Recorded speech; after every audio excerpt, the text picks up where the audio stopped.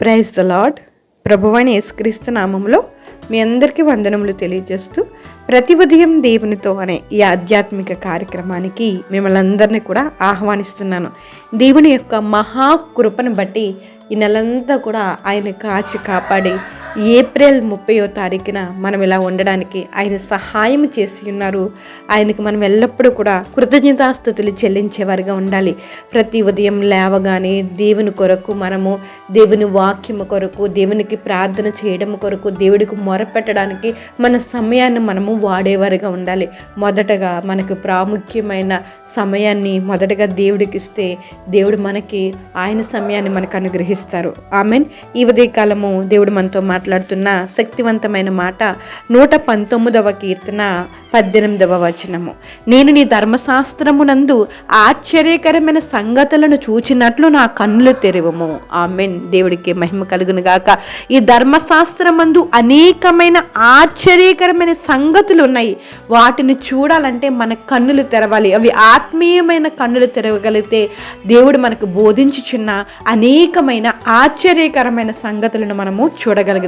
గొప్ప ప్రార్థన క్రైస్తవుడిగా మనం చేయవలసిన ప్రాముఖ్యమైన ప్రార్థన. నీ ధర్మశాస్త్రమందు ఆశ్చర్యకరమైన సంగతులను చూచినట్లు నా కన్నులు తెరవము.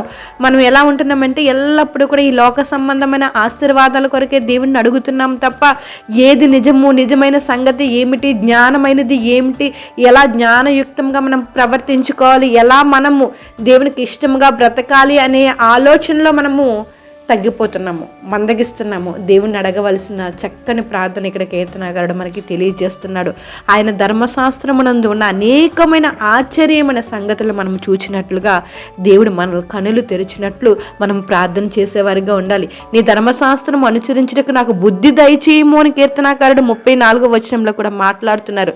అవును, ధర్మశాస్త్రమునందు అనుసరించాలంటే మనకు దేవుని యొక్క బుద్ధి అనేది అనుగ్రహించాలి. దేవుడు ఆ బుద్ధి మనకు అనుగ్రహించగలుగుతానే ఆయన ధర్మశాస్త్రం మనము అనుసరించగలము. లేకపోతే ఎంతో వాక్యం వింటున్నాము, ఎందరో మన కోసం ఎన్నో ప్రార్థన చేయించున్నారు, అయినా కానీ మనం ధర్మశాస్త్రం అనుసరిస్తున్నామా, దేవుడికి ఇష్టంగా ఉంటున్నామా అంటే అది మనమే ఎవరికి వారే ఆలోచించుకోవాల్సిన విషయం. ఇది మనం ధర్మశాస్త్రము అనుసరించాలంటే దేవుడు మనకి తప్పకుండా బుద్ధి దయచేయాలి. దయచేస్తేనే మనం ధర్మశాస్త్రాన్ని అనుసరించగలము. వ్యర్థమైన వాటిని చూడకుండా నా కన్నులు త్రిప్పుము అని 37వ వచనంలో కూడా మనం చూడగలుగుతాము. వ్యర్థమైన వాటిని చూడకుండా దేవుడు మనందరి కన్నులు కూడా తిప్పునుగాక.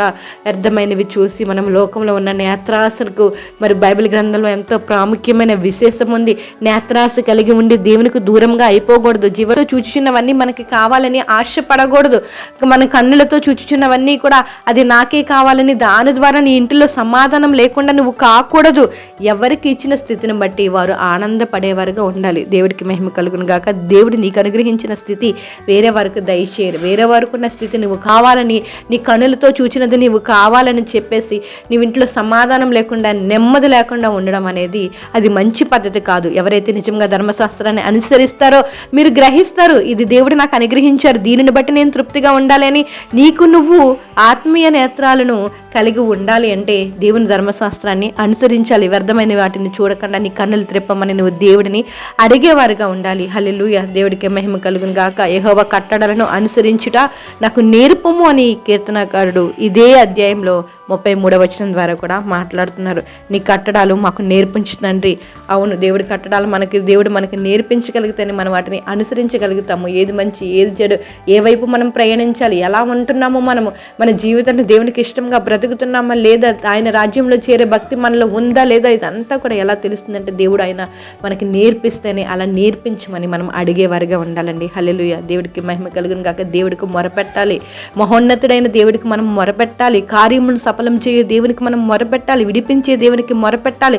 ప్రార్థన ఆలకించే దేవునికి మొరపెట్టేవారిగా ఉండాలి. ఉత్తరం ఇచ్చే దేవునికి మొరపెట్టేవారిగా ఉండాలి. నువ్వు గ్రహింపలేని గొప్ప సంగతులను తెలియచేసి నీ దేవునికి నీవు మొరపెడుతున్నావా? ఉదయకాలం లేవగానే నీ సమయాన్ని ఎలా వ్యర్థపరుచుకుంటున్నావు, ఎలా వాడుతున్నావు అనేది ఒక్కసారి నువ్వు జ్ఞాపకం చేసుకో.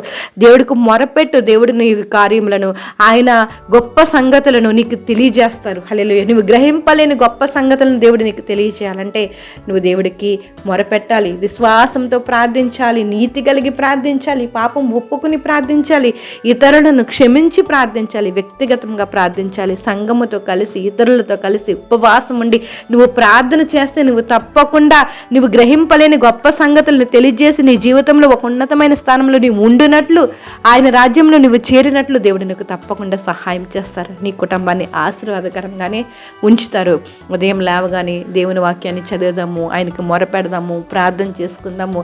దేవుడు తప్పకుండా మనం గ్రహింపలేని గొప్ప సంగతులను మనకు ఆయన అనుగ్రహించి మనల్ని మన కుటుంబాన్ని తప్పకుండా ఒక ఉన్నతమైన స్థానంలో ఉంచుతారు. ఆమెన్. ప్రార్థన చేసుకుందాం.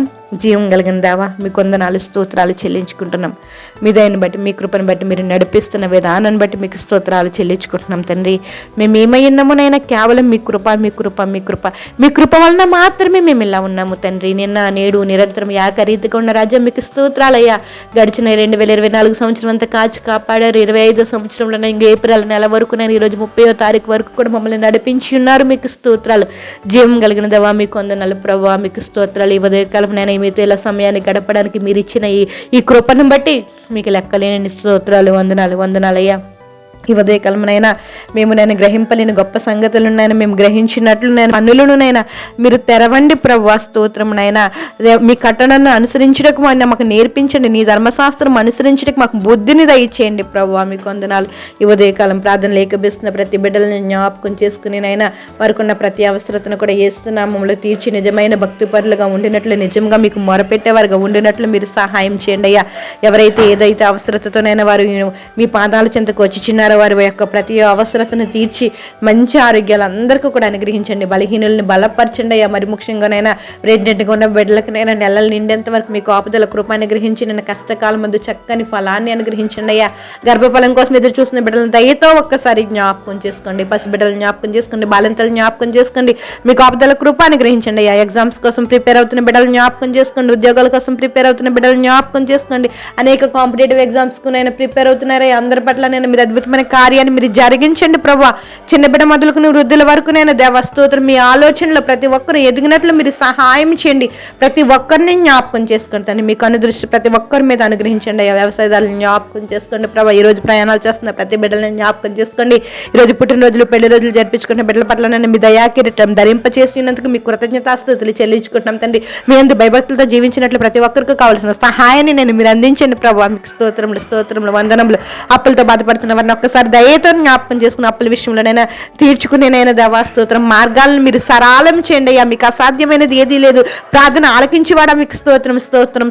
సమస్తమును సాధ్యపరిచే దేవుడా మీకు వందనాలు, స్తోత్రాలు చెల్లించుకుంటున్నాం. ప్రతి ఒక్కరి పట్ల అద్భుతమైన కార్యాలు జరిగిస్తారని నిశ్చయంగా నేను మిమ్మల్ని నమ్ముకున్న బిడ్డలనైనా మీరు విడిచిపెట్టే దేవుడు కాదని ప్రతి ఒక్కరు మీ యందు నమ్మకంతో విశ్వాసంతో ముందుకు సాగినట్లు మీరే సహాయం చేస్తారని, సమస్త ఘనత మహిమా ప్రభావాలు మీరు పొందుకుంటారని ప్రభువుని యేసు నామములో అడిగి వేడుకుంటున్నాం మా పరమ తండ్రి. ఆమేన్. Praise the Lord. God bless you all.